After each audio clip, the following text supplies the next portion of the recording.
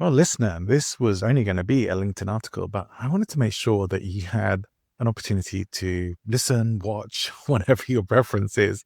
And so that nobody misses out, because not everyone loves reading newsletters, right? And this is really about the trust deficit that is going on, not just in the speaking and coaching industry, but certainly very, very spectacularly obvious in the world of personal and professional development. And I had some thoughts, wanted to share them with you. And if that's a conversation that you're interested in having, that you want to check out a little bit about my thoughts on what we can, or what really is going on, what's been causing this, and how to make sure that we're not part of the problem as well. Because hopefully you don't want to be just adding to the noise. Certainly that's a position that we can easily find ourselves in. So I put a few things in here to help you even check in with yourself as to whether you might be part of the problem, unwittingly or not. I'm not judging anyone with any of this conversation, but that's really the essence of it. What is the problem? Are we contributing to it? And what can we do about it? So that's what I'm going to get into in this episode. I hope you'll enjoy it. And I have moved my interview episode with Marianne Hickman out to Friday. So you'll still be getting an interview episode this week. I'm doing 2 episodes this week. Don't get used to it. I need to catch up a bit on some of my interviews. I've got too many great guests and not enough slots on my podcast calendar. And I want to get on with the updates that I've been promising to the show as well. So let's get to it. I've been known to be a bit of a navel gazer and sometimes a bit too much.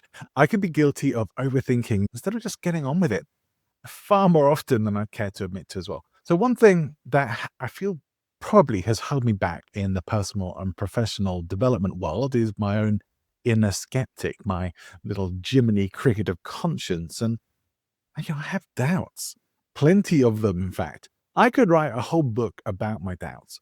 But let's start here. I doubt the people who say things like, you just have to trust me, just trust the process, just trust yourself. Yeah. The personal and professional development industry usually promises transformation.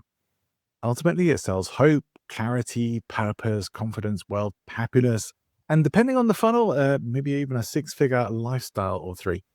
Strip away all the glossy branding, and what you'll see is a trail of disillusioned clients and burnt out coaches that is left behind. Now, you never really hear from those people for the same reason that you never hear who came in last in a race. We have a success bias. No one is really rushing to post or share their stories about the programs that didn't work for them or the failures that have left them broke. We've built an industry on the foundation of optimism, and it now faces a trust deficit. Now, I can't pretend that I'm not part of that world. Since you're reading this, you might be too. I speak, I coach, I teach influence and communication. When I scroll past a lot of this noise about the limitless mindset cliches and 5 a.m. hustle evangelists, it makes me a little bit uneasy. These days, I can usually spot who's legit and who's not, but I think most people can't. And there's also no way to share that knowledge without it sounding like I'm jealous, mean, or bitter, or all three. Now, in the industry, I seem to stand shoulder to shoulder with the wishful thinkers, the snake oil salespeople, and the trust me bro marketers, and I don't like it. It's not just the charlatans in the industry that bother me. It's also the well-meaning beginners who think that completing a 5-day certification course makes them ready to change lives.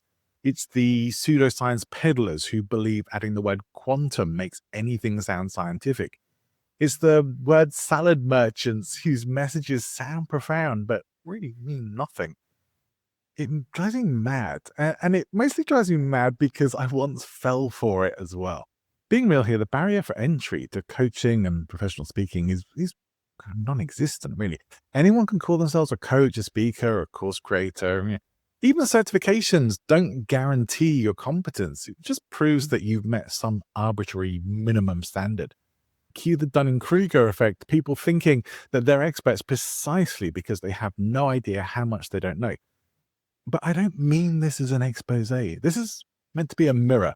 I want to understand how good people get swept along into a culture that overpromises and underdelivers, and how we can make sure that we're not adding to the problem.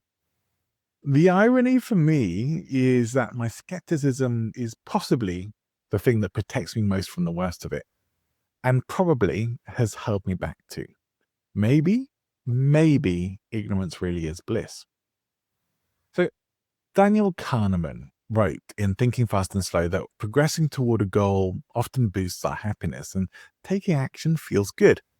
But if you fall off a ladder often enough, you eventually start to doubt the ladder, and at some point, you start to doubt yourself. That's kind of where the industry is now. After years of inflated claims, cherry picked testimonials, and performative vulnerability, people don't just doubt results, they doubt us. Too many people have been sold freedom and ended up with debt instead. Too many people bought belief and received blame when it didn't work out.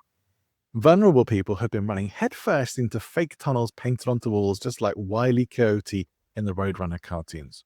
So, how do we rebuild credibility when we not only have to prove our own, but also make up for the industry shortfall? Now, have I ever added to the noise? Yeah, probably. I've encouraged people to buy big ticket programs without truly knowing if it was right for them. I've taught content for companies that I would not personally stand behind. Every industry, though, has good and bad actors, but I've often felt like the atheist at church in this one. I'm not buying what's been sold unless it comes with some evidence and no sales pressure. And sometimes that means I have to take a step back when the sales start, and I do flinch if I sense any kind of sales pressure. I too have had my trust damaged. Now, I do know for sure that many at the top of the speaking coaching industry food chain are not who they pretend to be. Also, I know that money often beats mission. The list of genuinely ethical industry players and operators, unfortunately, is way shorter than we would probably hope it to be. Now, after investing thousands of pounds in my own personal development, I'm not sure really that I've had the returns that I was promised.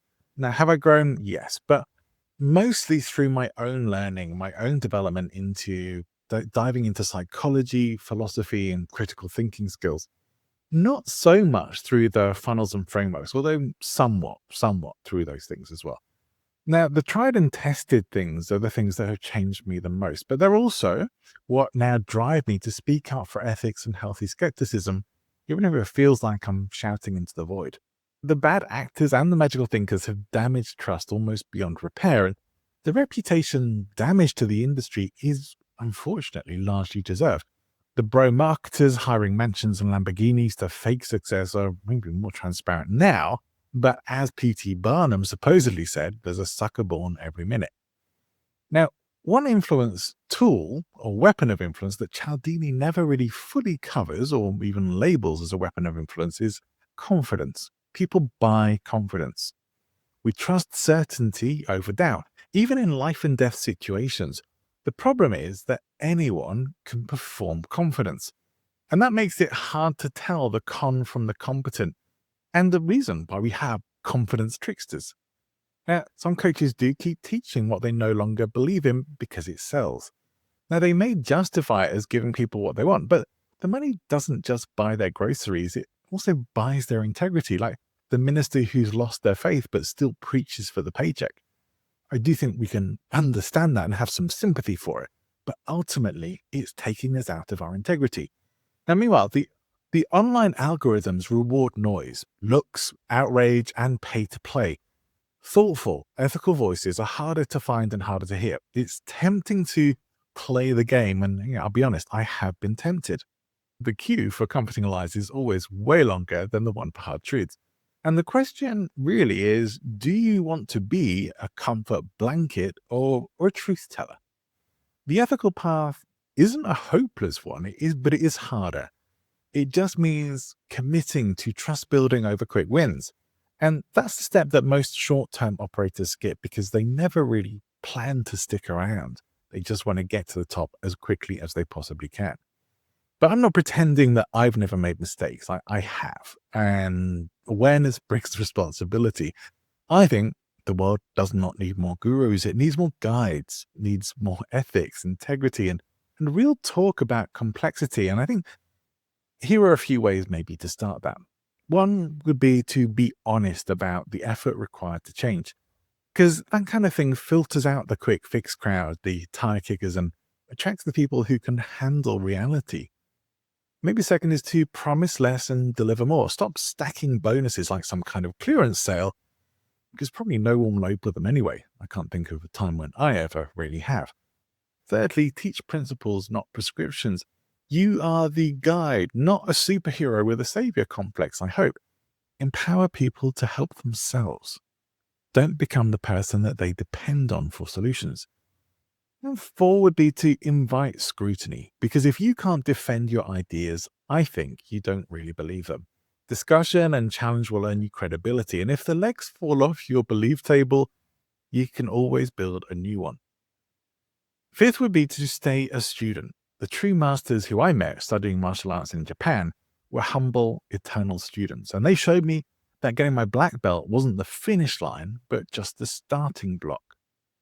So what's needed now is not hype merchants or miracle cure peddlers, but trusted guides with humility and consistency.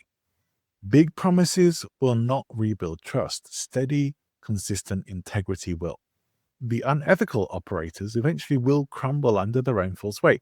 The ethical ones will stay standing. Now, this path is not easy. You will probably watch others succeed faster by taking shortcuts, and that will stings me. It's a little bit like investing for capital gains. It compounds quietly. The others, well, they have to live with the truth of what they've done and the shortcuts that they've taken. If you're not part of the problem, though, you can be part of the solution. And the world is rarely black or white, but we still get to choose where we stand. Now, in an industry that's built on influence, the most powerful thing you can do is refuse to fake it. Be authentic and true to your voice. Now, if you work in personal or professional development, if you are a speaker or a coach or an expert business owner or consultant, have you also noticed the trust deficit? And if you have, what are you doing to rebuild it? I'd like to hear from you. Get in touch. If you're on YouTube, leave a comment underneath. And if you are on the podcast, well, maybe connect with me on LinkedIn and find the article and share your comments and thoughts there. But please do join me for my next episode, where I'm going to be speaking with Marianne Hickman. Marianne's in a very similar area to myself, teaching and training communication skills. We talk a lot about humor and communication and speaking. And it's a great, fun conversation. She has a lot of energy. You're going to love her. Tune in on Friday for that. We'll see you there.